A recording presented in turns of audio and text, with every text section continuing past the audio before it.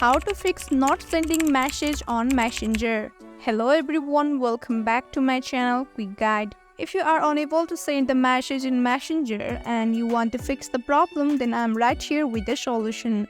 So let's get started. Firstly, open your Messenger application and make sure that you are logged in into your account. Now, make sure to check the chat box of different people to see if you are really experiencing an issue, because sometimes they might have deactivated or deleted their account and you might mistakenly think there is a problem with your Messenger. Once you confirm that there is a problem on your Messenger, come back and long press the Messenger application. Here you will see 3 different options, from which click on the option of App Info.